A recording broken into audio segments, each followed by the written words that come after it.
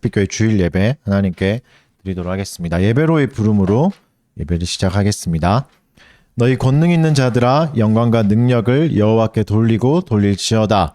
여호와께서 그의 이름에 합당한 영광을 돌리며 거룩한 옷을 입고 여호와께 예배할지어다. 아멘.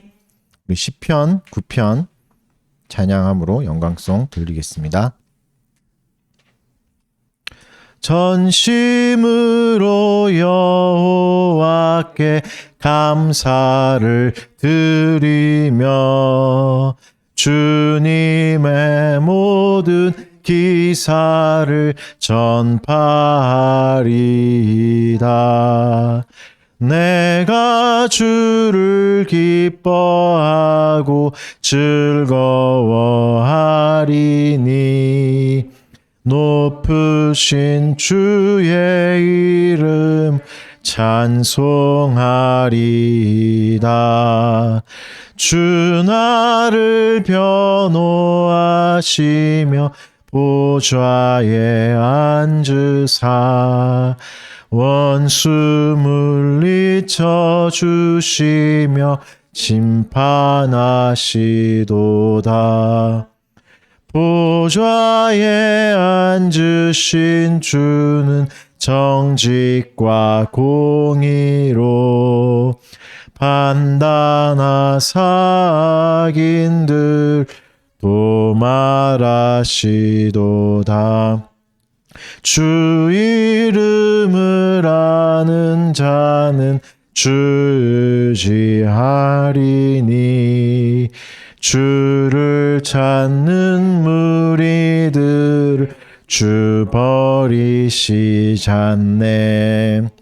너희는 시온에 계신 주를 찬송하며 그 행사를 백성 중 선포할지어다. 아멘. 사도신경으로 신앙 고백하겠습니다.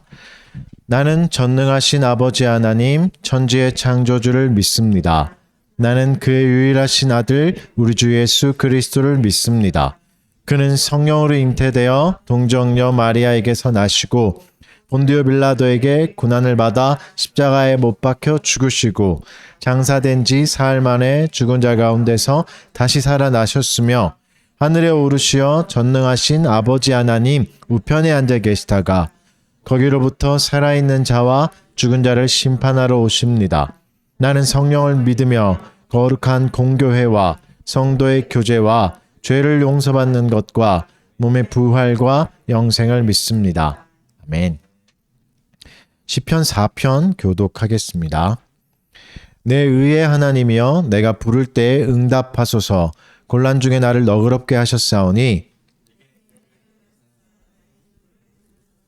인생들아 어느 때까지 나의 영광을 바꾸어 욕되게 하며 여호와께서 자기를 위하여 경건한 자를 택하신 줄 너희가 알지어다. 너희는 떨며 범죄하지 말지어다. 자리에 누워 심중에 말하고 잠잠할지어다. 여러 사람의 말이 우리에게 선을 보일 자 누구냐 하오니 주께서 내 마음에 두신 기쁨은 내가 평안히 눕고 자기도 하리니 나를 안전히 살게 하시는 이는 오직 여호와이시니이다. 아멘. 우리의 한 주간의 삶을 또 돌아보면서 주의 말씀에 비춰서 말씀대로 살지 못했던 것들 고백하는 시간 한 1분 정도 갖도록 하겠습니다. 사랑하는 주님, 주님 앞에 또 자격 없는 우리 죄인들이 모여서 하나님 앞에 나아갑니다. 하나님도 오늘 한 주간에 살면서 하나님도 악하게 행하고 생각 없이 또 살아갔으며 또 하나님의 말씀 마음에 두지 않고 또 의도하든 의도하지 않든 많은 사람에게 또 상처를 주고 아픔을 주었던 것들 주여 용서하여 주시옵소서. 나의 생각이 사람을 죽이기도 하였고 미워하기도 하였으며 하나님 때로는 정죄하고 판단하고 사람들을 마음껏 했던 나의 마음들을 주여 불쌍히 여겨주셔서 하나님의 마음 가운데 그리스도께서 주장하여 주시고 주관하여 주셔서 다시 한 번 더 우리의 마음을 품게 하여 주시옵소서. 하나님의 마음을 품을 자격이 없고 하나님의 말씀 품을 자격이 없으나 오늘도 은혜를 우리를 초대해 주시고 우리를 이끌어 주셔서 감사합니다. 하나님 한량없는 은혜 가운데 나가게 해 주시고 주의 은혜 가운데 이끌어지게 하여 주시옵소서. 주님 우리를 도와주시고 인도하여 주시옵소서. 우리는 그리스도 안에서 그의 은혜의 풍성함을 따라 그의 피로 말미암아 속량 곧 죄 사함을 받았느니라. 아멘. 감사 찬송하겠습니다. 시편 89편입니다. 1절, 2절, 3절 찬송하겠습니다. 주인자하심과 주의 성실하심 내가 내 입으로 영원히 찬양해 나 말하리라 주의 인자와 성실을 주 여호와께서 영원히 세우시며 여호와의 성실 하늘 위에 대대로 우리 여호와가 견고히 세우시리 주 말씀하시길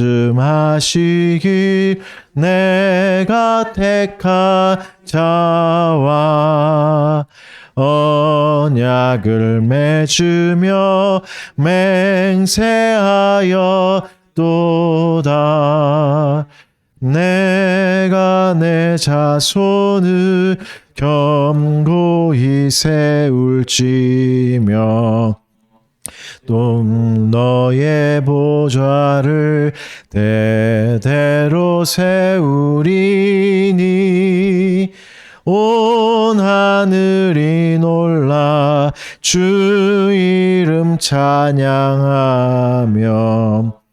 주의 성실하심 다 찬양하오리라 만군의 하나님 하늘에서 누가 능히 내 여호와와 비교하리이까 주와 같이 능한 자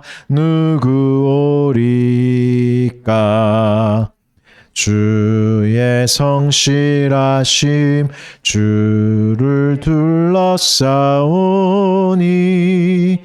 바다의 흉흉함 주가 다스리시며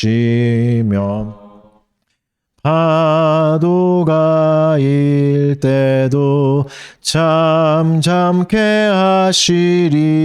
하시리라. 아멘. 제가 잠깐 기도하겠습니다.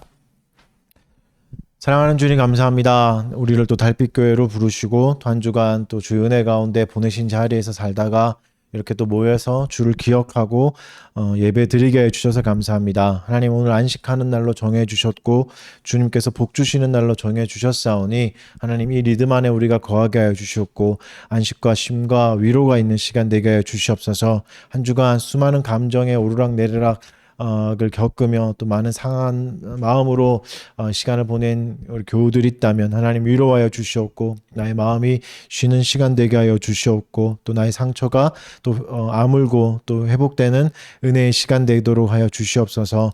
한 주간 벅찬 한 주를 또 보낸 지체들이 있다면 하나님 위로해 주십시오. 근심과 걱정 가운데 있었던 지체들 가운데에서도 하나님 소망을 보여 주시옵고 여호와의 날개 그늘 안에 진정으로 쉴 수 있는 하루가 될 수 있게 하여 주시옵소서. 그래서 오늘의 쉼이 또 나머지 6일로 또 영향을 미쳐서 6일 가운데도 여호와의 날개 그늘 안에 거할 수 있는 우리 귀한 지체들 되도록 도와주시옵소서.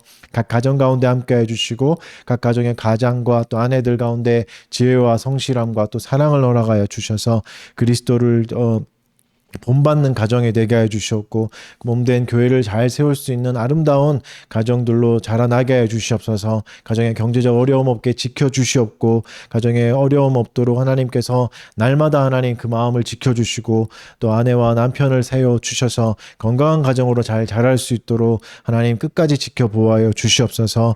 우리 사랑하는 지체들 또 힘든 시간 보내고 있었던 지체들이 있습니다. 위로하여 주시옵고 이 어려운 시간들 잘 이겨나가서 또 하나님 앞에 나와서 또 은혜롭게 또 주가 하신 일들 나눌 수 있는 그날이 될 때까지 서로를 잘 보듬어 주게 해주시고 잘 기다려주고 하나님 격려할 수 있도록 하여 주시옵소서.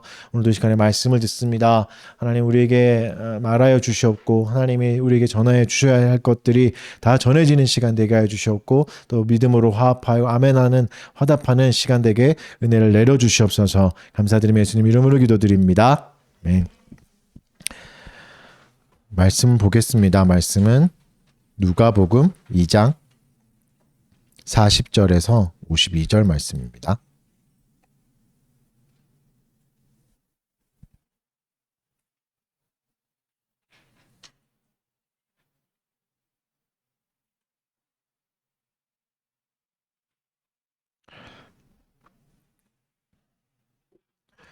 누가복음 2장 40절에서 52절 제가 한번 읽어드리겠습니다.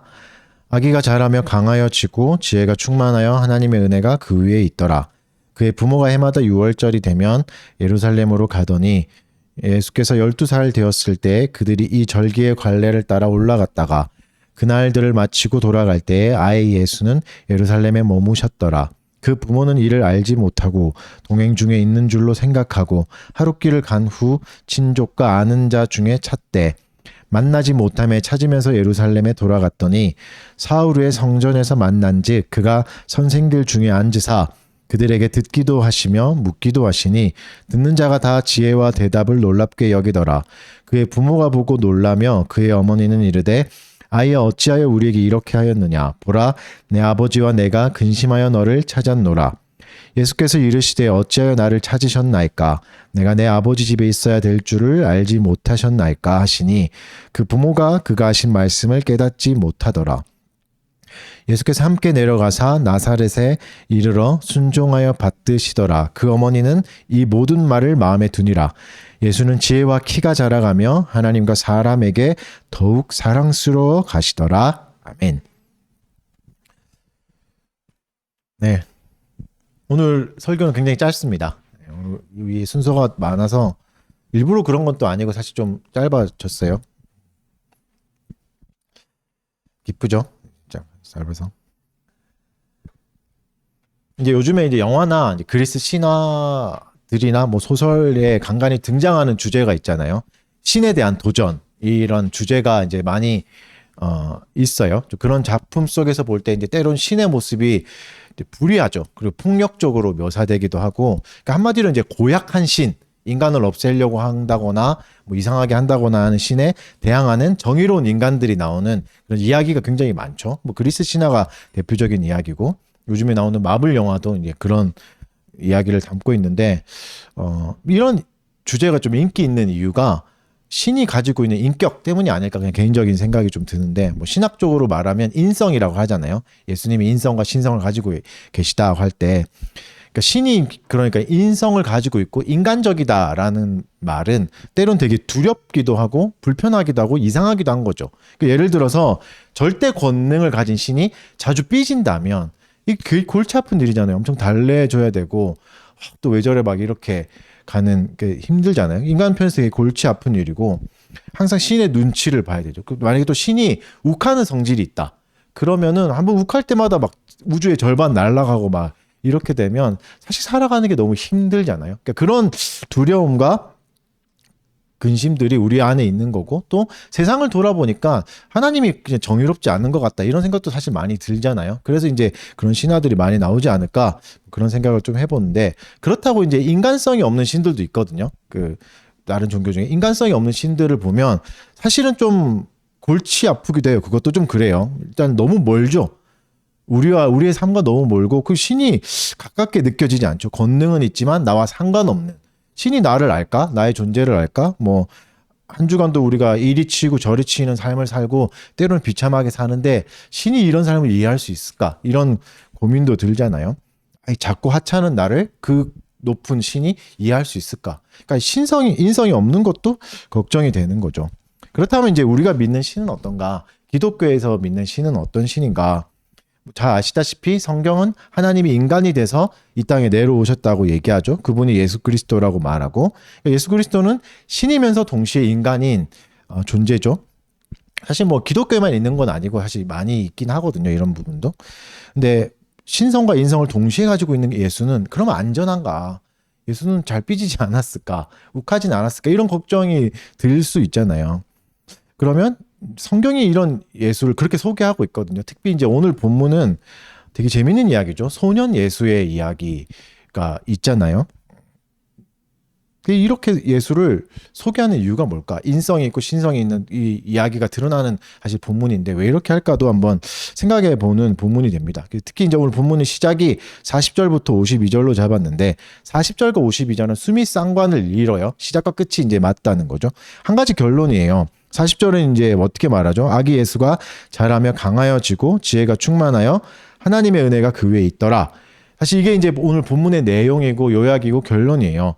마지막 52절도 같은 맥락의 이야기를 하고 있어요. 예수는 지혜와 키가 자라가며 하나님과 사람에게 더욱 사랑스러워 가시더라.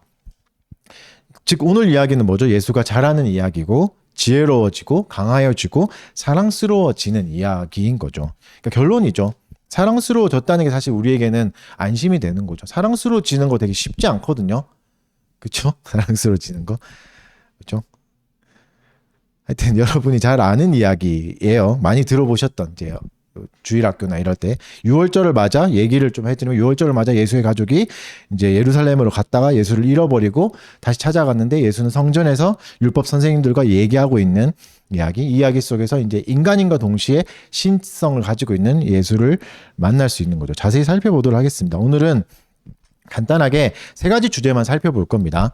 예수의 부모 이야기를 통해서 예수가 진짜 사람이 되셨는가 이걸 볼 거고, 두 번째는 예수의 인간됨과 그러면 또 반대로 신적인 모습은 어땠는가를 살펴볼 거고, 마지막 세 번째는 예수님과 부모의 결론적 이야기, 오늘 본문이 말하는 결론적 이야기가 뭔가 보도록 하겠습니다. 먼저 이제 본문이 예수의 부모를 묘사하는 태도에 대해서 좀 알아야 됩니다. 이게 좀 전제가 깔리거든요. 계속 깔고 있어요, 본문이. 그래서 부모를 어떻게 봐야 되냐면 절대 이제 나쁘게 묘사하지 않아요.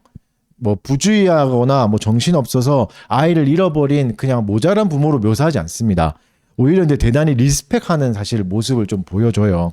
일단 이제 본문에 묘사되는 예수의 부모는 굉장히 경건한 사람입니다. 경건한 모습을 알려주거든요. 원래 이제 이스라엘 백성은 구약의 명령대로 1년에 3번씩 예루살렘에 가야 되잖아요. 6월절, 칠칠절, 뭐 장막절 이럴 때 참석해야 되는 게 있었잖아요. 그래서 어디서 살든지 예루살렘을 방문해야 되는 건데, 근데 실제로 이제 1년에 3번 다 참여하기는 경제적으로도 좀 쉽지 않아요. 그렇죠? 가난한 사람들이면 그 당시에 뭐 이제 기차나 이런 게 있었던 것도 아니고 가기가 어려웠겠죠. 그리고 가장 큰 절기인 6월절에도 적은 사람만 참여했다는 역사가 이제 기록도 있긴 해요. 그래서 이제 많이 참석하기는 쉽지 않았다는 이야기인데, 근데 보면 오늘 본문은 41절의 표현대로 해마다 6월절에 참여했대요. 풍족한 집안이 아니었잖아요. 그래도 이제 갔던 거죠. 그리고 예수가 살던 나사렛과 예루살렘은 직선 거리로는 사실은 하루면 충분히 갈 수 있는, 그렇게 직선으로는 멀지 않은 거리인데, 하지만 그 중간에 사마리아가 있어요. 이제 복음서를 잘 읽어보셔서 잘 아시겠지만 유대인은 사마리아를 통과해 가지 않죠. 윙 둘러가잖아요. 그렇게 되면 거리가 이제 길어져요. 130에서 140km. 제가 오늘 한번 재봤는데 여기서 사당에서 이제 가면 차로 가는 거리긴 해요. 그냥 공주, 천안 밑에 공주 그 정도 거리가 되더라고요. 그걸 걸어가는 거죠. 이제 하루에 이제 아이와 함께 걸어가니까 한 3, 40km 정도, 그러니까 한 개였을 겁니다. 그러니까 한 3, 4일 걸렸겠죠. 물론 이게 이제 우리 편에선 고단할 수 있지만 그때 당시는 원래 다 걸어 다니는 시대잖아요. 그래서 그때는 안 피곤했을 수도 있습니다. 이게 너무 우리 시대의 입장으로서 이렇게 보기에는 좀 이렇게 너무 이제 너무 점프하는 게 될 수 있는데, 하여튼 그렇게 그 거리를 걸어간 거죠. 그리고 그렇게 갔다가 바로 돌아온 게 아닙니다. 43절을 보면 그날을 마치고라는 표현이 있어요. 이 말이 이제 뭐냐면 오늘 가깝게 직역하면 그날들이 다 지나간 뒤에예요. 그러니까 뭐죠? 6월절에 한 일주일 하잖아요. 그 일주일을 충분히 다 지킨 거죠. 보통은 이제 하루만 지키거나 이래서 빨리 다시 오거나 이틀만 하거나 이렇게 오기도 했는데 7일을 다 보낸 거죠. 그러면 앞뒤로 이제 보면 한 10일을 쓴 거죠. 오는데 가는데 3일, 오는데 3일, 뭐 일주일 이렇게 하니까 10일 이상이죠. 거의 길면 보름이잖아요. 그러니까 한 달에 절반을 날려버리는 게 되기도 하잖아요. 예수의 가족이 잘 아시다시피 풍족하지 못했고 거의 하루 벌어 하루 사는 가족이었다면 10일 이상을 한 달에 절반 이상을 그냥 날려버린다는 게 물론 이런 표현을 쓰는 거는 뭐 그런 표현을 쓰는 게 저의 그냥 입장이긴 하지만 쉽지 않은 결정이었겠죠. 경제적인 그런 어려움도 있었고 타격도 있었을 겁니다. 그러니까 무슨 말을 하는 거죠, 본문이? 이런 어려운 가운데도 전통적인 신앙을 잘 지키려던 사람이다. 그렇죠? 이런 사람이다는 걸 묘사해주고 있는 거죠. 그러면 이제 이들이 어떻게 이렇게 경건하게 살 수 있었을까? 사실 경건한 사람이라고 결혼 전부터 묘사하긴 하잖아요. 경건했던 사람이고 그냥 개인적인 생각이 들었었어요. 마리아가 하나님의 아들을 낳아서 더 경건해지진 않았을까? 그냥 개인적인 생각인데 예를 들어서 그렇잖아요. 제가 여러분 집에 산다면 목사가 여러분 집에 산다면 되게 불편해지죠. 그때부터는. 왠지 이제 성경이라도 읽는 척 해야 될 것 같고 가요 틀어놓기보다는 CCM 틀어놔야 될 것 같고 실제로 이제 권사님 집이나 가면 가끔 그렇거든요. 꼭 목사가 가면 새롭게 와서도 이런 거 틀어놓고 그 전까지 스우파 이런 거 보고 있다가 이렇게 하는 걸 보거든요. 그런 거 틀어놔야 돼 가장 그러니까 이상한 부담감이 생기잖아요.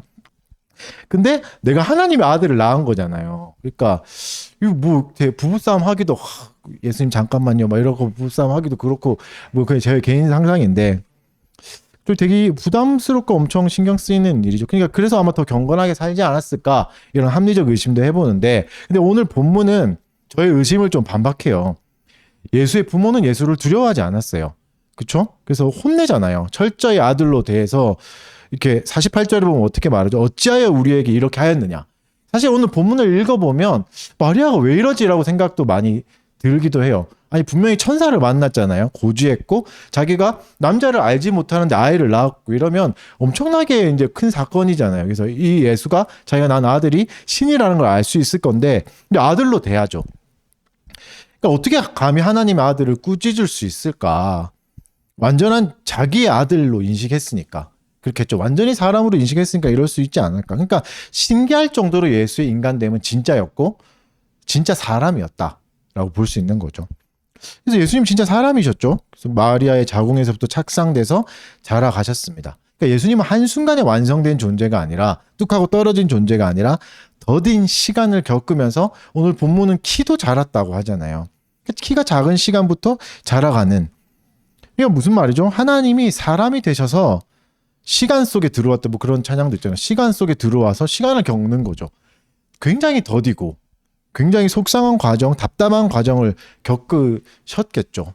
답답하죠. 내가 말하고 싶은데 단어가 몇 개 없을 거 아니에요. 어릴 때는. 그런 것도 겪으시고 때론 여러분 어릴 때 겪었던 일이 뭔가 가족에게 무시당하기도 하고 꾸중도 듣고 또 육체적 한계가 있잖아요. 어리거나 이럴 때 한계 때문에 괴로워하기도 했다는 말이죠. 예수님이. 그리고 예수님이 평생이 길지 않잖아요. 육체적 한계 그리고 환경적 한계 속에 갇혀서 전생의 대부분을 보냈습니다.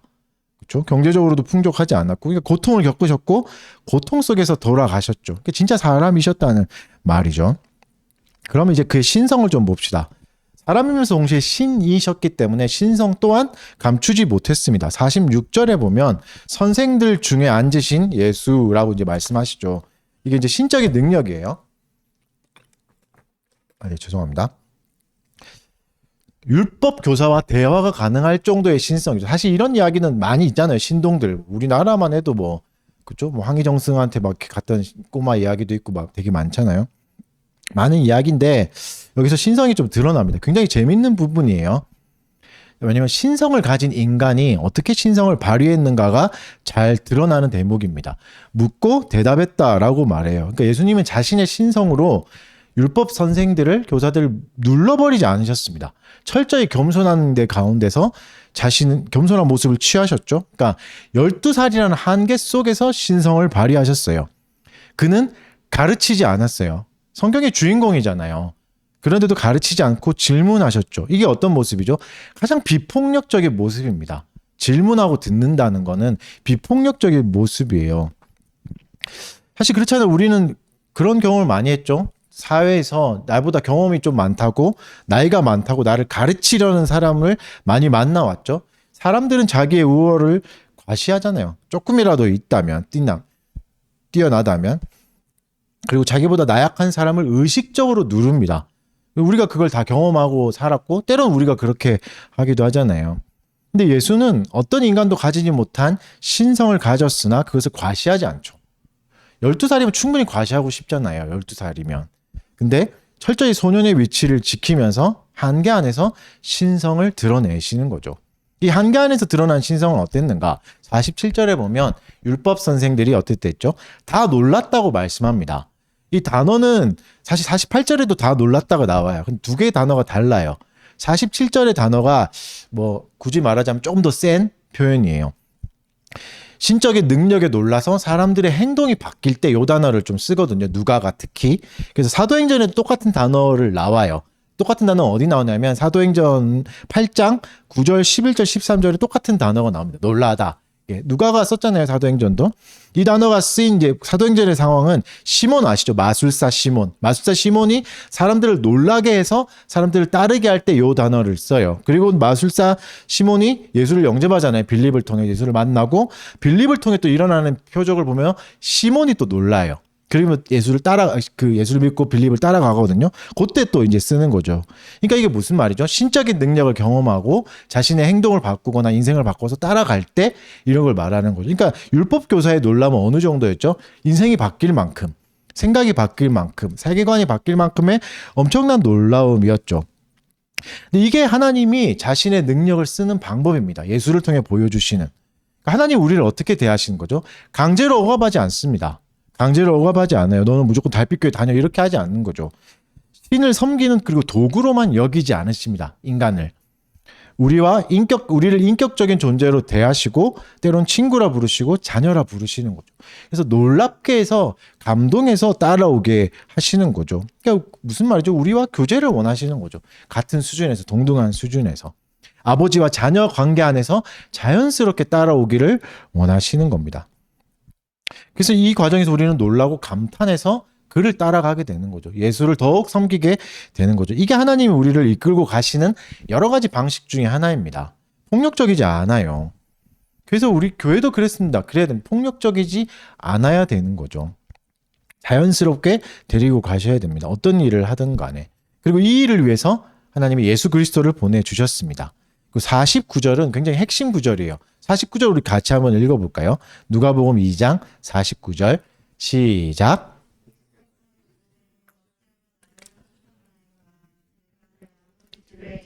주를 알지 못하셨나이까. 이 부분이 되게 핵심 구절이죠. 예수의 자기 이해가 드러나죠. 내가 누구인지 예수는 알고 있죠. 예수님의 사명을 또 알 수 있는 구절이죠. 예수의 사명이 뭐죠? 아버지 집에 있는 거. 이게 내 사명입니다. 라고 말하죠.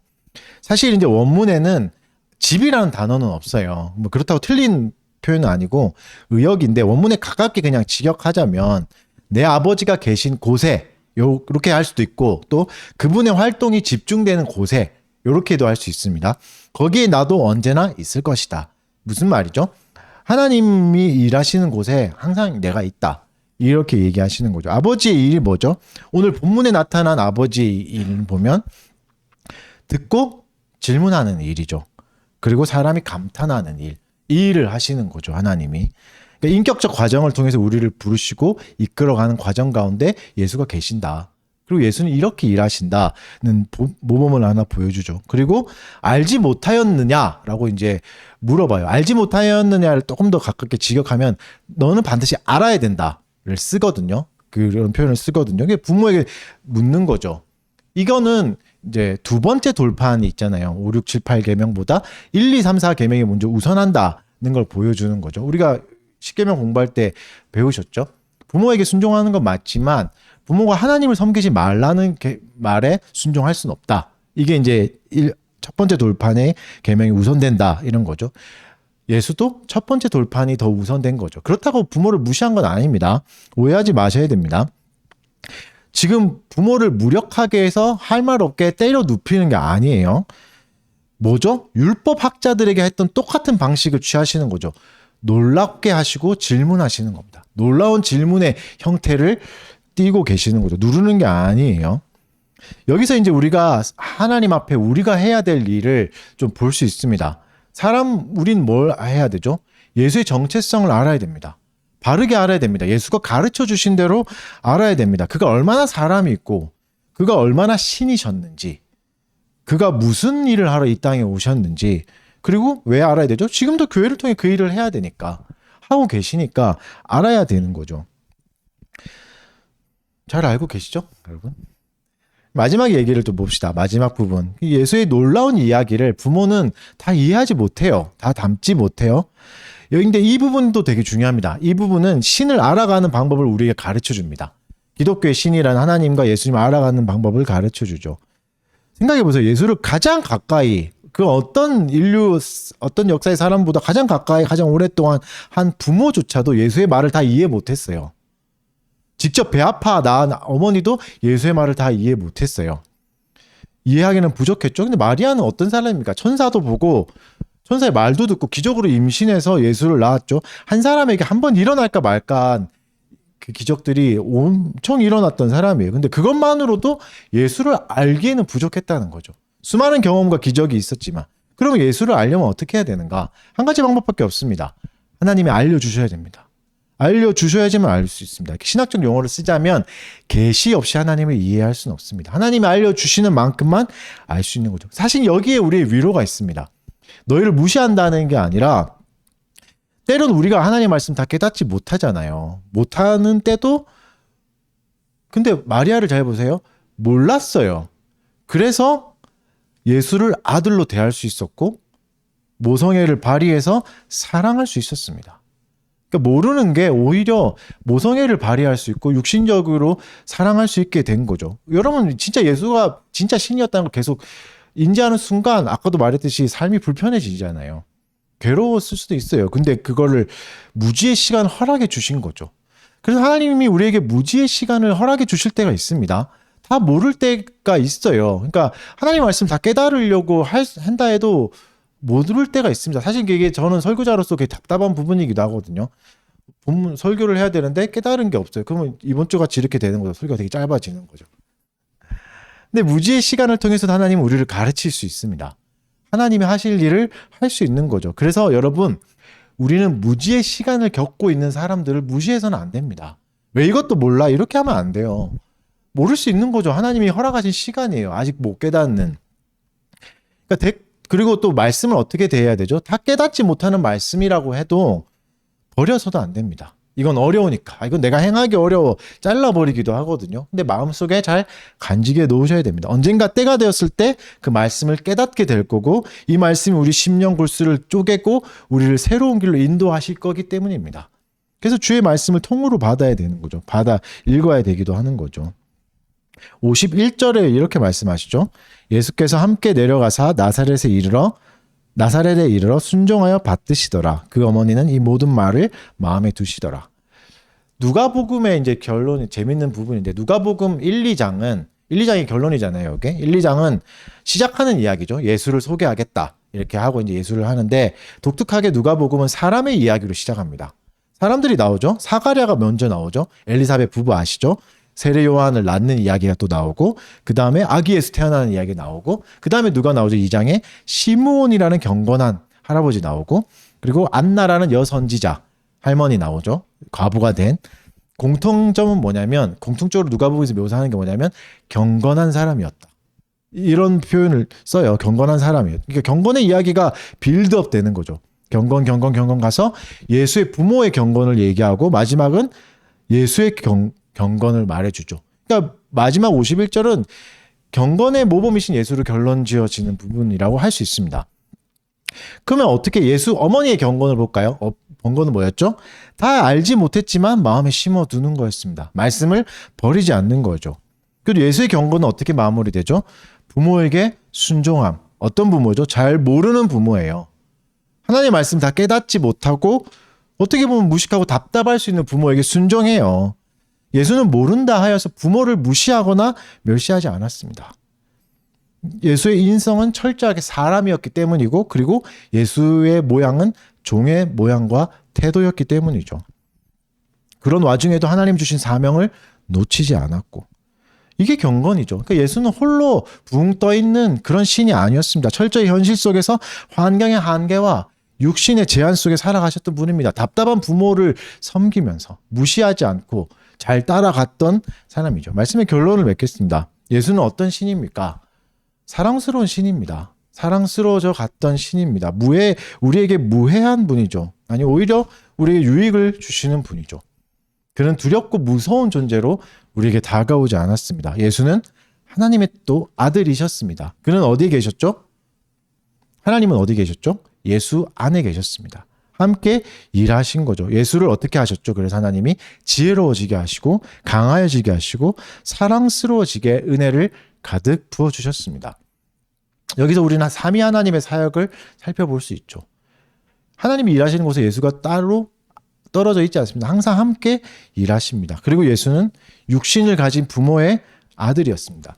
특히 경건한 부모의 아들이었습니다. 예수가 보여준 경건의 결론은 뭡니까? 오늘 본문에서 살펴볼 수 있는 하나님과 사람에게 사랑스러워져 가는 겁니다. 이 결론으로 끝나죠. 그러니까 경건한 사람은 부모를 무시하지 않습니다. 모르는 사람을 연약하다고 해서 억압하거나 멸시하지 않습니다. 그러면서 경건하다 말할 수 없습니다. 그건 경건이 아니에요. 부모를 욕하면서 경건할 수 있어요? 아니요. 미안하지만 아직 경건한 사람이 아니에요. 경건한 사람 모두를 사랑합니다. 모두를 사랑한다는 게 모두에게 사랑받는다는 게 아니에요. 모두에게 연민을 보여주는 겁니다. 불쌍히 여겨주는 마음이 있는 겁니다. 여러분 안에 불쌍히 여겨주는 마음이 있다면 예수 그리스도가 일하시는 증거고, 그게 없다면 예수 그리스도와 멀어진 증거가 될 수 있는 거죠. 우리는 이 과정 가운데 살아가는 거죠. 여러분, 예수가 사람이 되신 이유를 성경은 다음과 같이 말하고 있습니다. 이것만 읽고 끝낼 겁니다. 말씀을 좀 찾아봅시다. 히브리서 2장 16절 말씀. 사람이 되신 이유를 직접 설명해 주세요. 성경을 통해서. 히브리서 2장 16절 말씀. 다 같이 한번 읽어볼까요? 찾으셨나요? 히브리서 2장 16절 말씀. 사람이 되신 이유를 말합니다. 읽어보겠습니다. 시작. 이는 확실히 천사들을 붙들어 주려 하심이 아니요 오직 아브라함의 자손을 붙들어 주려 하심이라. 사람이 되신 이유는 우리를 붙들어 주심. 아브라함의 자손이, 믿음으로 아브라함의 자손이 된 우리를 붙들어 주려 하심이죠. 왜죠?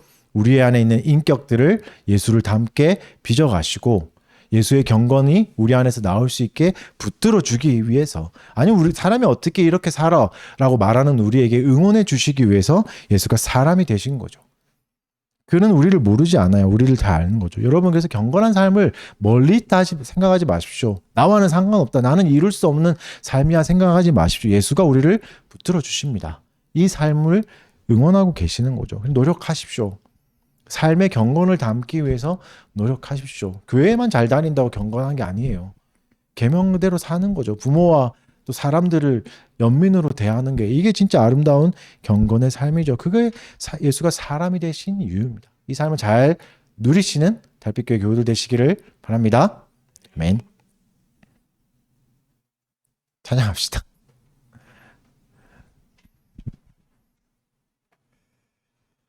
시편 19편 찬송. 너무 설교가 빨리 끝나가지고 저도 좀 당황스러워가지고. 네. 내 입술의 말과 우리 한 2번 연속 이렇게 찬양하겠습니다. 내 입술의 말과 나의 마음의 묵상이 주께 연락되기 원하네.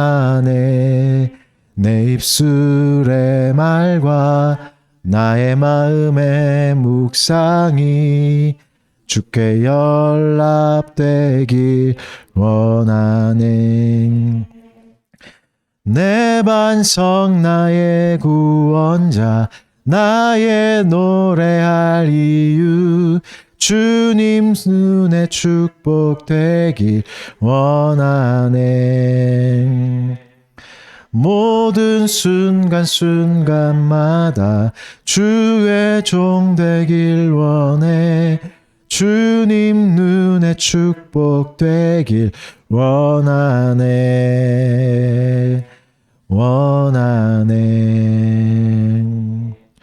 내 입술의 말과 나의 마음의 묵상이 주께 연락되길 원하네. 내 입술의 말과 나의 마음의 묵상이 주께 연락되길 원하네. 내 반석 나의 구원자 나의 노래할 이유 주님 눈에 축복되길 원하네. 모든 순간순간마다 주의 종 되길 원해. 주님 눈에 축복되길 원하네.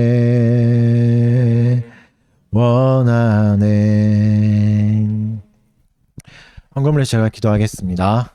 사랑하는 주님 감사합니다. 또 사랑하는 교우들 또 힘써 일할 자리를 허락해 주시고 또 일하여서 또 얻게 된 재물들 다 갖지 않고 또 하나님을 기억하여 드린 것 감사드립니다. 하나님 이들의 삶 가운데 하나님의 위로가 있게 해 주시옵고 힘을 주시고 또 경건하게 하여 주시고 또 하는 일에 성장이 있게 하여 주셔서 더 많은 능력으로 많은 사람을 또 섬기고 또 많은 사람에게 위로를 줄 수 있는 귀한 또 사명자로서 세상에서 잘 살아갈 수 있도록 은혜 내려주시고 도와주시옵소서. 경건의 삶을 우리에게 허락하여 주셨사오니 이것을 놓치지 않는 교우가 되게 하여 주시옵고 주를 잘 따라가는 우리가 되게 도와주시옵소서. 감사드리며 예수님 이름으로 기도드립니다.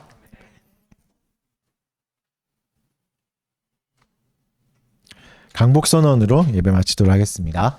주 예수 그리스도의 은혜와 하나님의 사랑과 성령의 교통하심이 너희 무리와 함께 있을지어다. 아멘.